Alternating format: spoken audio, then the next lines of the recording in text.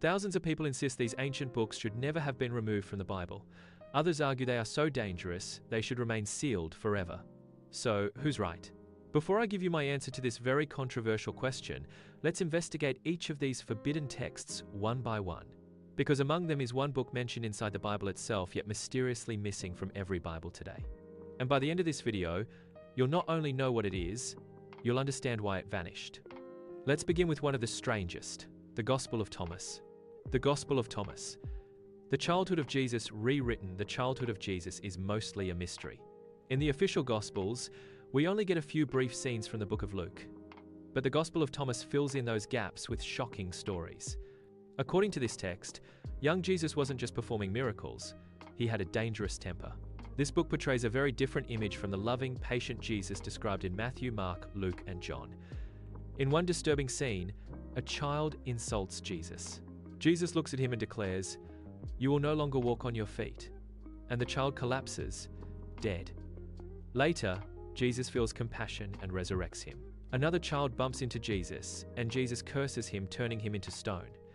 These stories clash violently with the gentle, humble Savior of the Bible. So early Christians quickly rejected the Gospel of Thomas as a fictional, heretical tale. It was banned and eventually forgotten.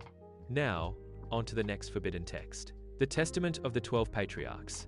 This book claims to record the final words of Jacob's 12 sons. Each patriarch warns future generations about specific sins. Reuben speaks about lust, Simeon about hatred, Levi about pride, and so on. But here's the twist. The text contains passages that appear to predict the coming of a Messiah. A king will come from your line, his reign will have no end. Sounds like Jesus, right? Many scholars believe Christians later edited the text to make it look like a prophecy about Christ. If so, someone may have tried to rewrite history. Because of its uncertain origins, the early church completely discarded it. But if you think that's controversial, it gets deeper. The Book of Jubilees. A new calendar, a new history. The Book of Jubilees retells the stories of Genesis from creation to Abraham, but with surprising detail. According to this book, Moses didn't just receive the Ten Commandments, he also received the entire history of the world. But the most shocking part is not the history, it's the calendar. Jubilees insists the year should have 364 days. Not 365, not 366. And anyone who changes this calendar, the book says, corrupts all sacred festivals. If this were true, it would mean our holidays and even our birthdays are miscalculated. Because of these radical claims, the book was rejected as too extreme and too different from Jewish tradition. Who decided what went into the Bible? Most people assume the Bible has always existed exactly as we have it today. But for centuries, church leaders debated which writings were truly inspired by God. By the 4th century, nearly 300 years after Jesus, the biblical canon was finalized. To be accepted, a book had to meet 3 tests. 1. Apostolic or prophetic authority. 2. Correct doctrine. 3. Widespread acceptance among early Christians. Many books failed these tests and were left out. And those forgotten texts are what we now call apocryphal or forbidden books. But one of them stands above all the rest. Before we get there, another shocking gospel deserves attention. The Gospel of Mary Magdalene. This book claims that Mary Magdalene wasn't just a disciple, she was Jesus' closest follower. It even suggests Jesus taught her secret teachings the other apostles didn't know. One quote says, "There is no such thing as sin. You make sin exist by following the habits of your nature." Another shows Mary comforting the disciples after the crucifixion. And then Peter confronts her. Did the master really speak privately to a woman? Did he prefer her over us? Matthew responds, "If the Savior considered her worthy, who are you to reject her?" This gospel paints a picture of a Christian community where Mary had authority possibly even above the male disciples. Such claims challenged early church structure and theology, so the Gospel of Mary was rejected. The Maccabees, accepted by some, rejected by others. The books of Maccabees describe the Jewish revolt against the Greek Empire. Here's the controversy. Catholics include them in their Bible. Protestants do not. Why? Catholics follow the ancient Greek Old Testament, the Septuagint. Protestants removed Maccabees because it isn't found in the Hebrew Scriptures. Maccabees also supports teachings like resurrection and prayers for the dead, ideas Protestants rejected. The Psalms of Solomon, too dangerous for an empire.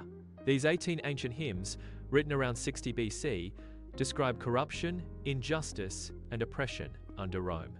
Most importantly, they contain the first known reference to the Messiah as the Son of David. a future king who would restore Israel, destroy the wicked, break oppressors with a rod of iron. The Romans couldn't allow a book that prophesied a conquering king who would overthrow an empire, so it disappeared. Ethiopia, the keeper of the forbidden books. While most of the world rejected these texts, one nation kept them: Ethiopia. Their Bible includes 81 books, far more than the 66 inches most Western Bibles. The Book of Jubilees is still included. Other apocryphal texts survived only because Ethiopia preserved them.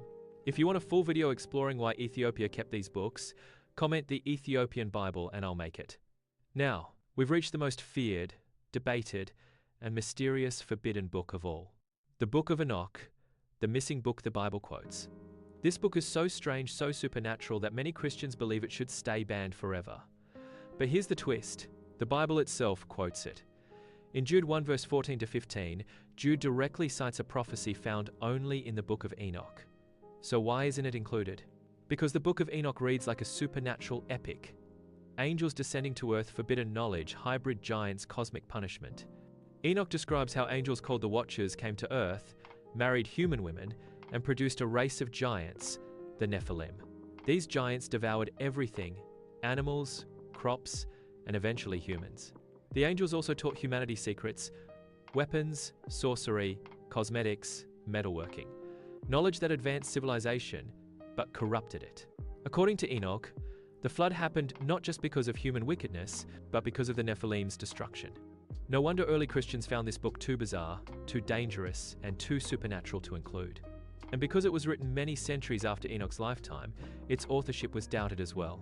Even today, scholars debate whether Enoch contains spiritual truth, myth, or something else entirely.